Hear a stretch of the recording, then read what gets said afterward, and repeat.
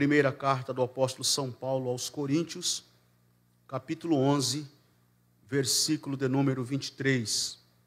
Ouçam o que diz: Porque eu recebi do Senhor o que também vos ensinei, que o Senhor Jesus, na noite em que foi traído, tomou o pão, e tendo dado graças, o partiu e disse: Isto é o meu corpo que é dado por vós, fazei isto em memória de mim. Por semelhante modo, depois de haver ceado, tomou também o cálice, dizendo: Este cálice é a nova aliança no meu sangue. Fazei isto todas as vezes que o beberdes, em memória de mim. Porque todas as vezes que comerdes este pão e beberdes o cálice, anunciais a morte do Senhor até que ele venha. Por isso, aquele que comer o pão ou beber o cálice do Senhor indignamente, será réu do corpo do Senhor, será réu do corpo e do sangue do Senhor. Examine-se, pois, o homem a si mesmo, e assim coma do pão e beba do cálice. Pois quem come e bebe sem discernir o corpo, come e bebe juízo para si. Eis a razão, porque há entre vós muitos fracos e doentes, e não poucos que dormem. Porque se nós nos julgássemos a nós mesmos, não seríamos julgados. Mas quando somos julgados, somos disciplinados pelo Senhor, para não sermos condenados com o mundo. Assim, pois, irmãos meus, quando vos reunis para comer, esperai uns pelos outros. Amém. Queridos irmãos e irmãs, eu acredito que todos nós que estamos aqui hoje, em algum momento, em alguma circunstância de nossa vida, nós já passamos por uma experiência de esquecimento. Quem aqui nunca passou por uma experiência de esquecimento? Você já deve ter esquecido onde guardou os óculos, ou já deve ter esquecido onde guardou as chaves de casa ou do carro.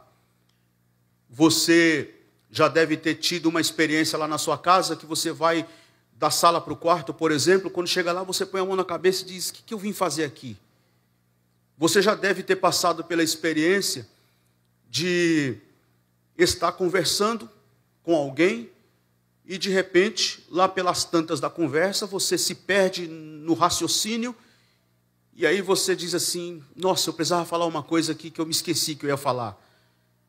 Acontece com todos nós e, muito provavelmente, todos que estamos aqui, em alguns desses exemplos, nós já passamos por uma experiência de esquecimento. Nós esquecemos com facilidade das coisas. Nos esquecemos de datas importantes quando não deveria esquecer. Às vezes nos esquecemos de um compromisso que marcamos, de um horário que estava combinado e de repente passou e eu me esqueci. Você se esqueceu, nós nos esquecemos com facilidade das coisas. Por que eu estou fazendo esse tipo de comentário e citando estes exemplos?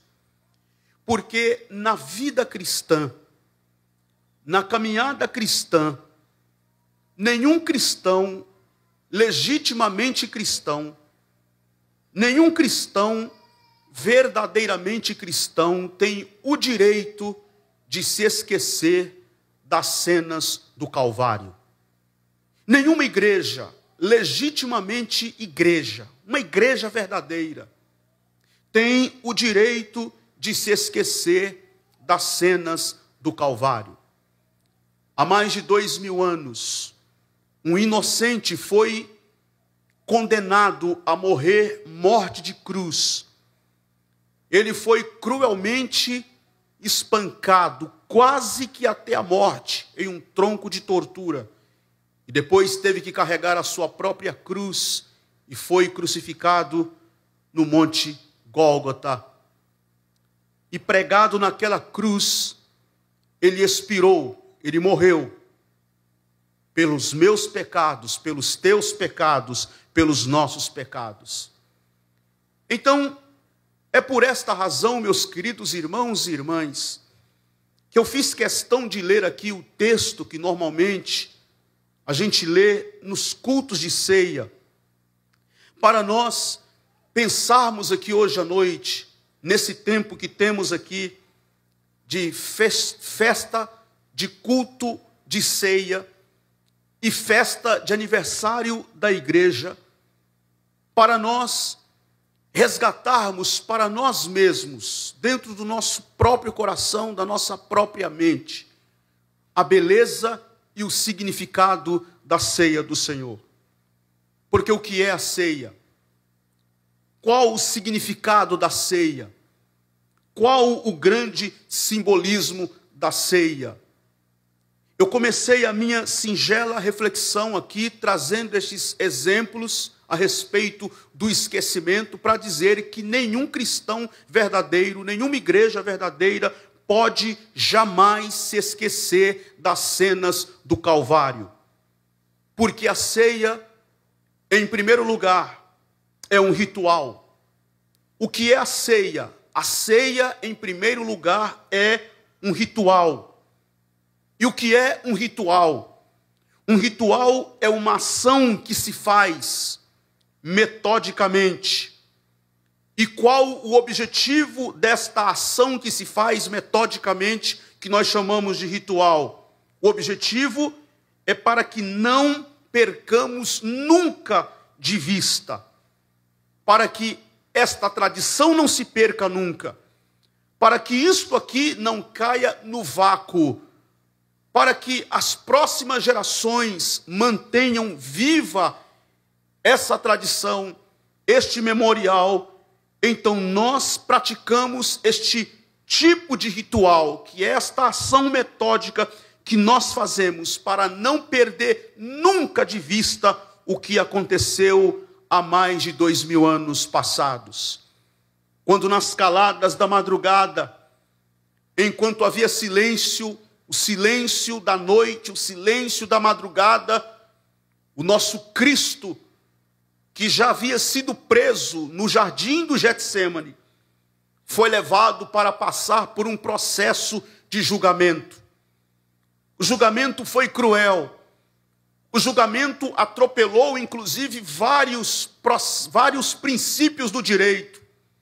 Porque vocês sabem muito bem que o réu não podia ser julgado longe ou fora da luz do dia, e eles o fizeram nas caladas da madrugada, no silêncio da noite, durante a escuridão da noite. Um outro princípio do direito que eles atropelaram para julgar e condenar o meu Senhor é que o ônus da prova é responsabilidade de quem acusa, e não havia nenhuma prova contra o meu Cristo. Ele não cometeu nenhum pecado. Ele é o Cordeiro de Deus, sem mancha, sem ruga, sem defeito, sem pecado. João havia pregado e dito: o Cordeiro de Deus que tira o pecado do mundo. E também ele não cometeu nenhum crime. Ele não era nenhum político insurgente contra César. Ele, aliás, nunca quis, o trono de César nunca encheu os olhos de Jesus. Jesus nunca teve nenhuma queda pelo trono do imperador. Os discípulos bem que quiseram, as multidões bem que quiseram fazer dele rei, mas ele nunca teve nenhuma queda, nenhuma caída. Os poderes humanos, o poder político do seu tempo, o grande trono do imperador e o grande império romano nunca foi uma tentação para o meu Senhor. Ele afirmou diante dos seus julgadores: o meu reino não é deste mundo. Ele tinha consciência do seu reino e que o seu reino não é deste mundo. Mas ainda assim, atropelando todos os princípios do direito, eles chegaram a uma conclusão, eles chegaram a um veredito, e a sentença foi cruel. Ele foi condenado sumariamente a morrer pendurado em uma cruz. E qual era o ritual romano quando condenava o réu a morrer numa cruz? Primeiro eles arrancavam ou rasgavam todas as roupas do seu corpo, A vítima ficava completamente nua, despida, sem nenhuma peça de roupa sobre o seu corpo. Depois eles acorrentavam aquela vítima em um tronco de madeira e então começavam a golpear as costas da vítima acorrentada, imobilizada no tronco de tortura. Foi isto que eles fizeram com meu Senhor. Rasgaram todas as suas vestes, fizeram o meu Cristo desnudo perante a multidão, passando vergonha de nudez, abraçaram aquele tronco de tortura e começaram a golpear as costas do meu Senhor. Alguns historiadores afirmam que o tipo de chicote que eles usaram para espancar o meu Cristo era um azorrague, um chicote que, segundo alguns, tinha 12 pontas, e nas pontas do chicote eles amarraram lasca de madeira, pedaço de osso, chumbo, e começaram a golpear as costas do meu Cristo.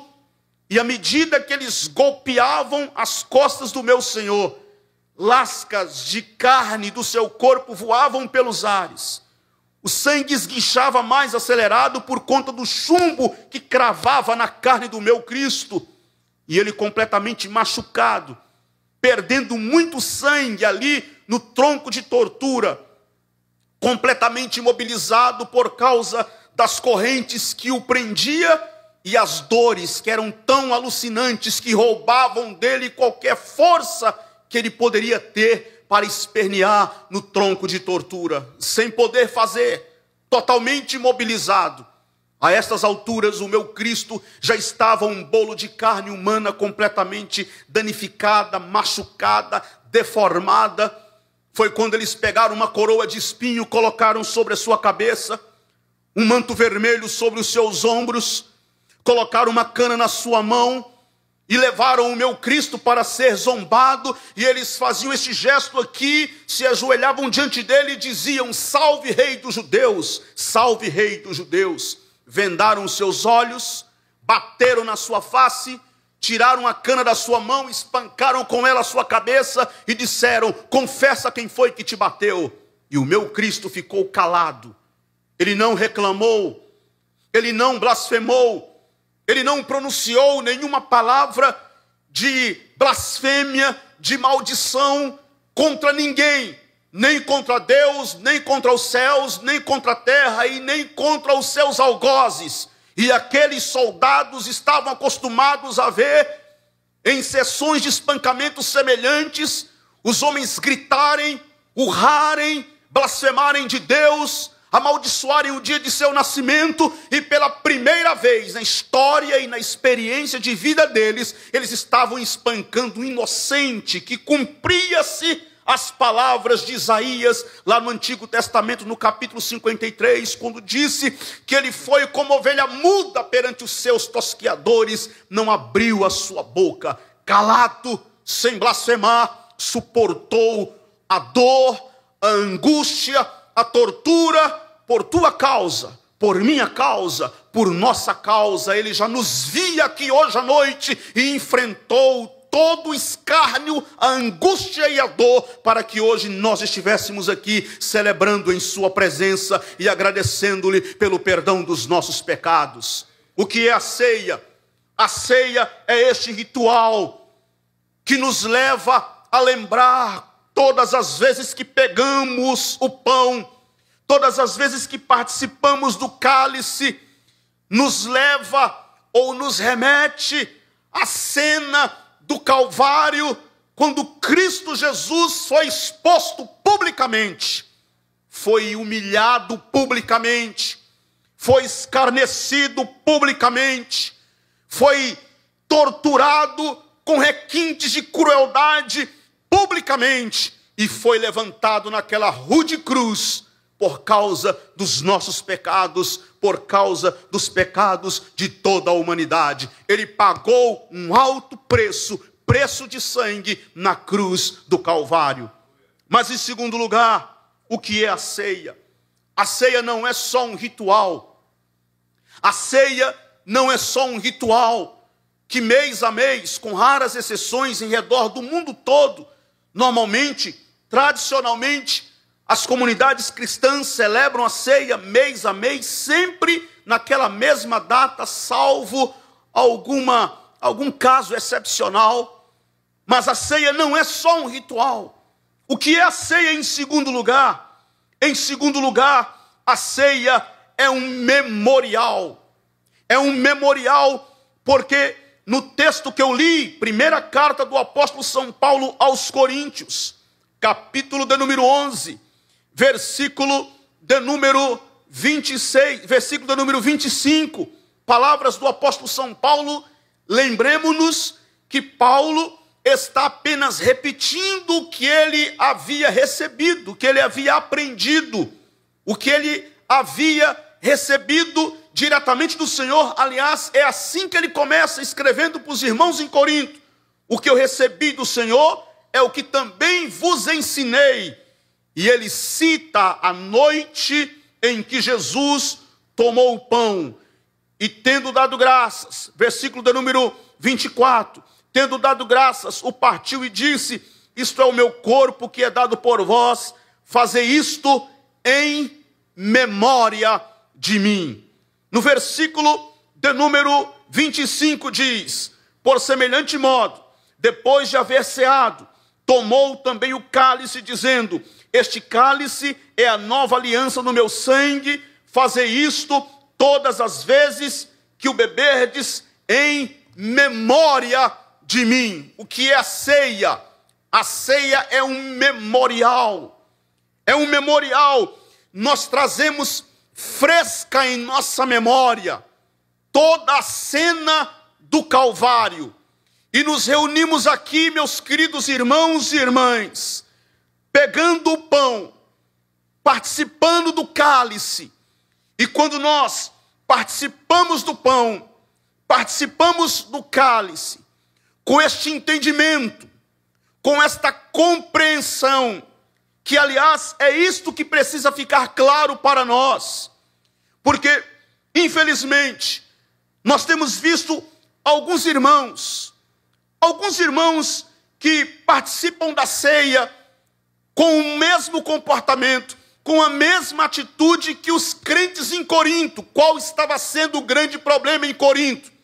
O grande problema da liturgia da ceia na igreja de Corinto é que os irmãos haviam perdido este sentido, haviam perdido esse significado. O que estava acontecendo na igreja de Corinto?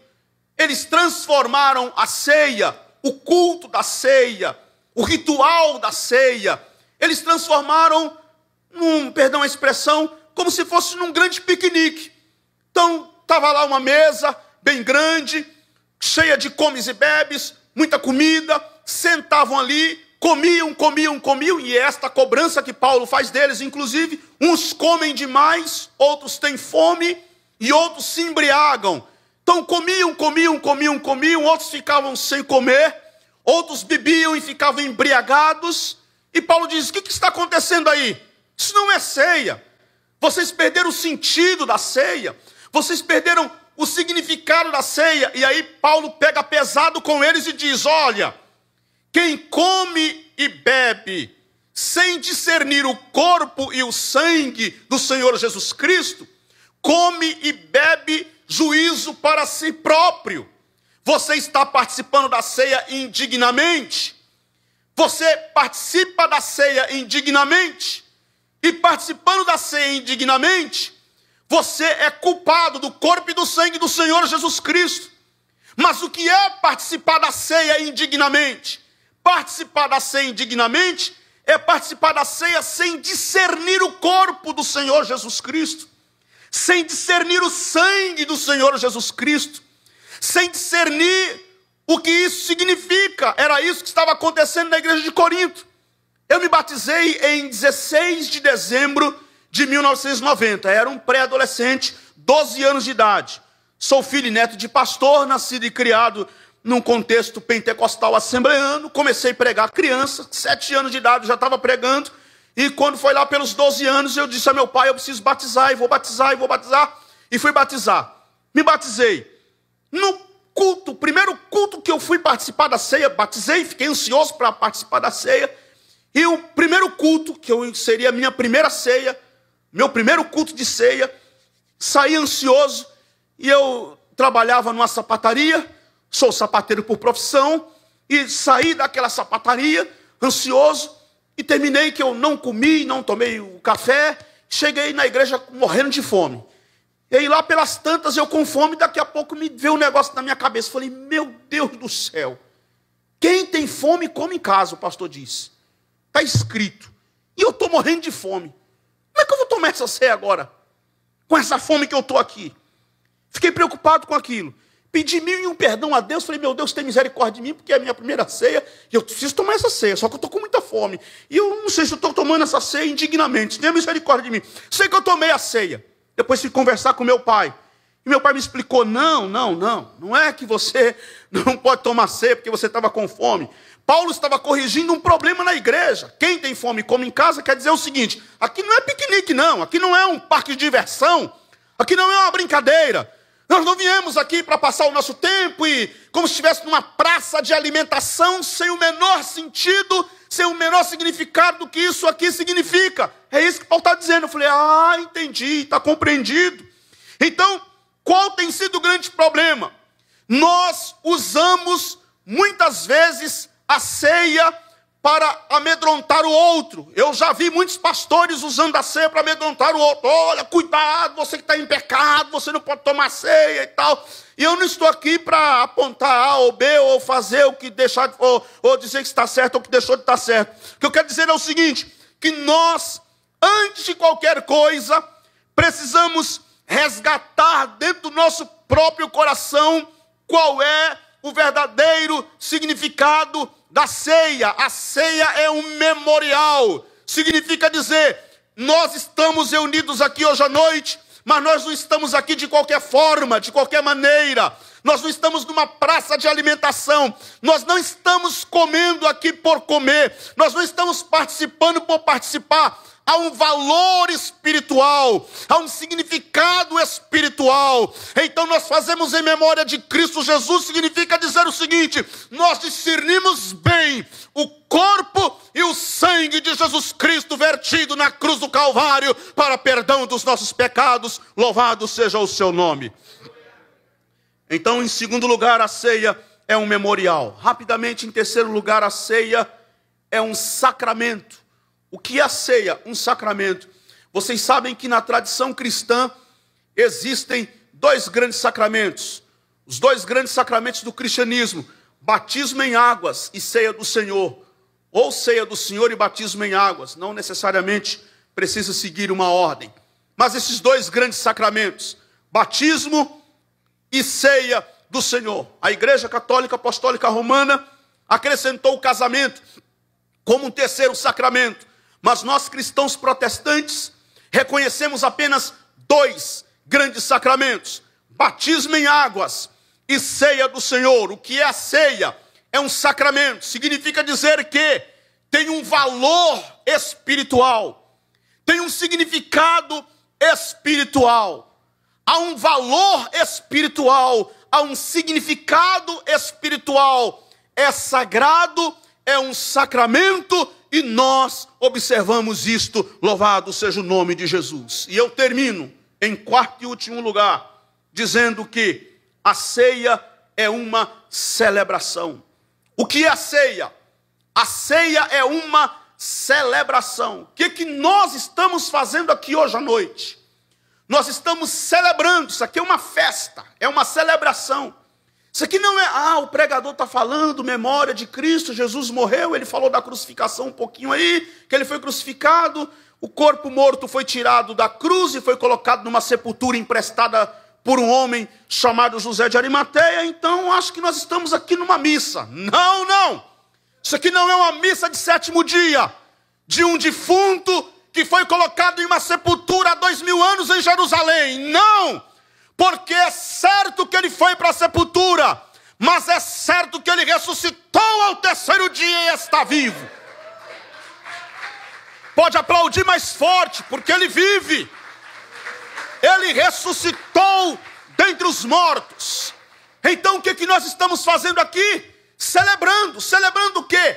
A vida de Jesus. Vocês sabem que na Idade Média os cristãos foram acusados de canibalismo, de praticarem canibalismo, Porque os cristãos dizem, nós estamos comendo a carne e bebendo o sangue de Jesus. Aí na Idade Média acusaram os cristãos de canibalismo. Mas eu quero dizer aqui hoje à noite que em nome de Jesus, nós estamos celebrando a vida de Jesus, porque Ele ressuscitou dentre os mortos. E é a ressurreição de Jesus dentre os mortos que o torna diferente dos sistemas religiosos dos seus dias. O que fez Jesus diferente dos sistemas religiosos dos seus dias é que Ele ressuscitou dentre os mortos e está vivo. A igreja, quando se reúne para cercar a mesa do Senhor, e você vai participar do pão daqui a alguns minutos, e vai participar do cálice daqui a alguns minutos, e você...